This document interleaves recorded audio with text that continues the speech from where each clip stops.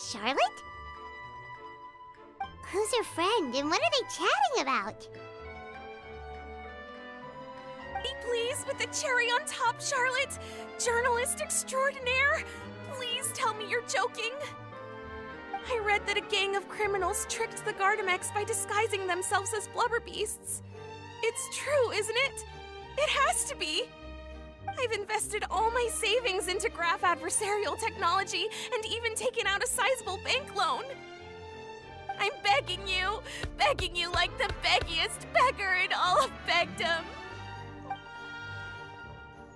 I need you to calm down a little, Miss Lapine, Pauline. I admire your passion for your research, and I don't mean to dash your hopes for those, big-ticket orders. But I'm afraid I'm not joking. The Blubber Beast incident was a short story mailed to us by an anonymous amateur author, written in the style of a true story.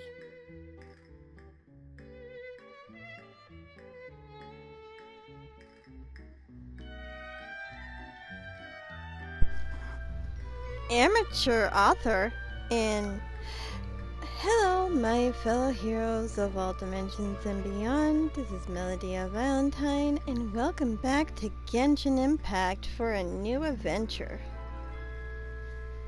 It sounds like they're just discussing a story, but why does this Miss Lapine Pauline seem so distressed? Funnily enough, I actually remember being in a meeting where the editing team was debating the potential risk of misleading the public with this story. They even went to Maison Gardiennage for advice. But to our surprise, they fully supported us printing it. They figured that the false intel would be a great way to dupe potential criminals into wearing ridiculous costumes when breaking the law. In truth, Gardamex are extremely sophisticated in their capabilities. They can identify criminals just as reliably as the best human guards, so a crude disguise isn't gonna get you far. If anything, it'll just make you stand out all the more. Since we ran that story, the Maison Gardiennage has made a slew of arrests, including, one phantom blubber beast, a titanic red-crowned finch, and a specter man. So I knew this story had helped out law enforcement, but this is the first time I'm learning of an innocent citizen being deceived by it. And investing so much mora for nothing.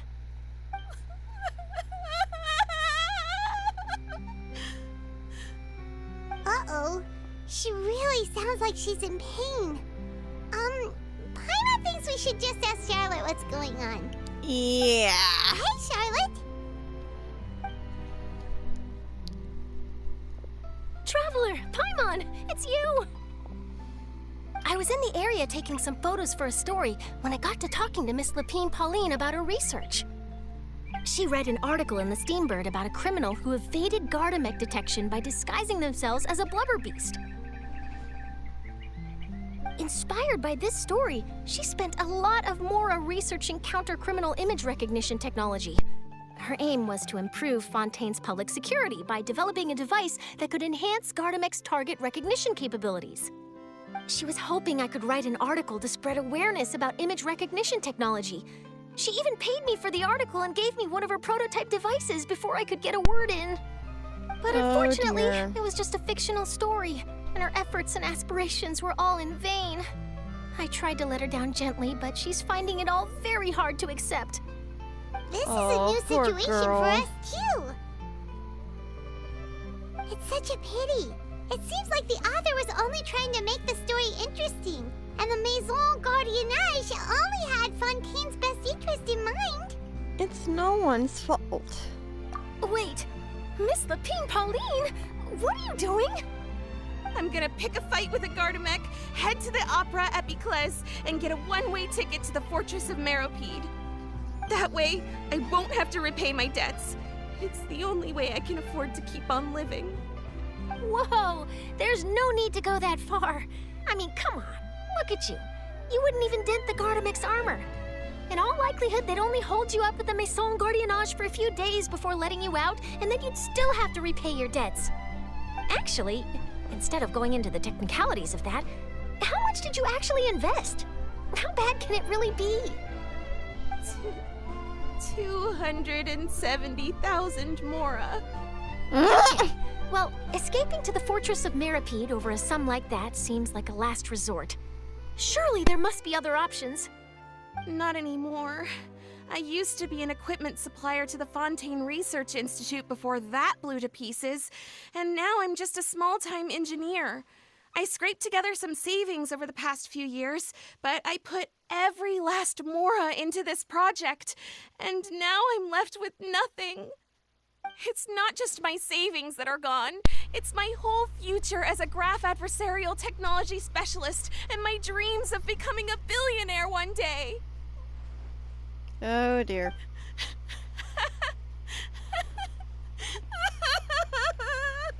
And that guy's just watching her sob her ass My off. life is over. Don't despair, Miss Lapine Pauline. I think I know a way for you to turn this around. This prototype you've given me, the camera lens for image recognition sample collection. It's really quite something. You said you designed it specifically for high-fidelity image capture and analysis, yes? The rapid focal length adjustment is a very useful function in its own right. It's sure to make many journalists' jobs much easier. In fact, I'd say it has the potential to revolutionize Fontaine's news media. So your research efforts thus far are by no means in vain. The technology you've developed may have many applications that you've never even considered. Really? Absolutely. I've been working as a journalist for the Steambird for a long time now. No one understands the issues we journalists face on a day-to-day basis better than me. So keep calm, take heart, and start thinking about mass production. In the meantime, I'll show your invention to all my colleagues to drum up interest in your product. I can't believe it! If this is true, then I can look into setting up a whole camera lens development pipeline. My big ticket orders and billionaire aspirations are still in the cards. Oh, maybe I should consider taking out another loan. That No. way I can rapidly improve the No, lens don't make production more process, debt. be the first to market, and prepare to battle for dominance in the camera industry. Don't make more debt. Come on, stop daydreaming about your pipelines for a minute. Just take it one step at a time and see how it goes. There's no sense in putting all your eggs in one basket before things are even off the ground. Being overly ambitious might come back to bite ya. And I can probably speak to some people I know and license my image recognition device to a workshop to raise some funds. I can't believe I didn't think of this sooner. There's no time to lose. I need to get to work. Early bird gets the worm. Can you believe her? She just ran off. Paimon's pretty sure our advice went in one ear and out the other. It's understandable. When inspiration and passion strike at the same time, it's all too easy to throw yourself headfirst into your work and forget about everyone around you. A lot of journalists are the same way when they're first starting out. But don't you worry. I'm gonna write an article on all this, and I'll be checking in on her regularly. Her research has the potential to benefit the entire journalistic community. I'll give her plenty of input to stop her from going down any rabbit holes and make sure mass production of her lens can begin as soon as possible. It's reassuring to know that you'll be looking out for her, Charlotte. Star journalist to the rescue. Actually, you know what? Why don't you two take this prototype lens? I'm sure you'll have plenty of chances to use it on your travels. It takes the right person to get the most out of a new technology. In your hands, it's sure to capture some amazing sights. Thanks a lot, Charlotte. Nice. What a nice surprise. We were just curious about what you guys were talking about. Totally didn't expect to get a free gift out of it. You're welcome. I got something out of this too. The beginnings of a very interesting news story.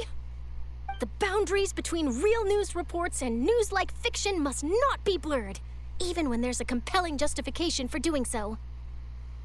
Yes, that's how I'll phrase it to the editors when I give them my feedback. Let's hope we don't mislead any more well-meaning citizens in the future. I hope.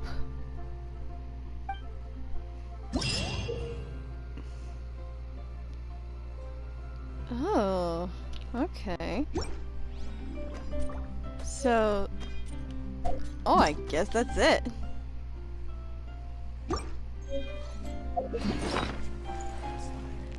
Let's test this out since that was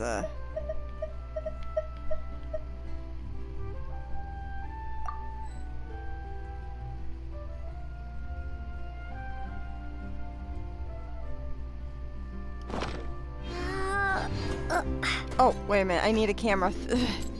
Whoops. So hard to pick the perfect gift. Okay, let me pick my camera.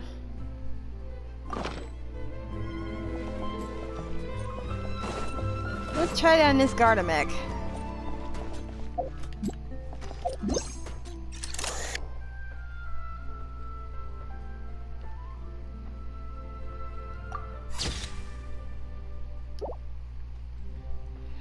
Wait a minute, how do I do it?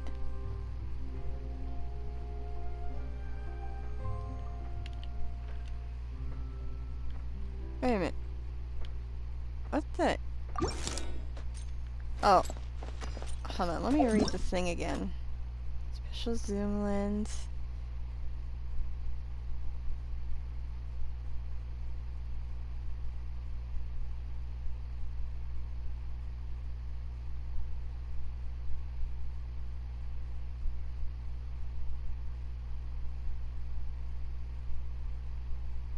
Oh, so it gains a special ability if I had Charlotte.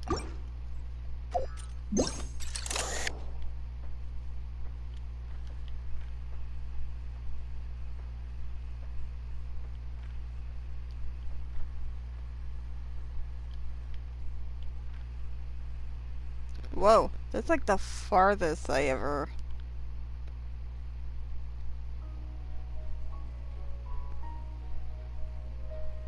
You got anything good I could pickpocket? Just kidding. Okay, I guess this little snippet is all done. Thank you all for watching.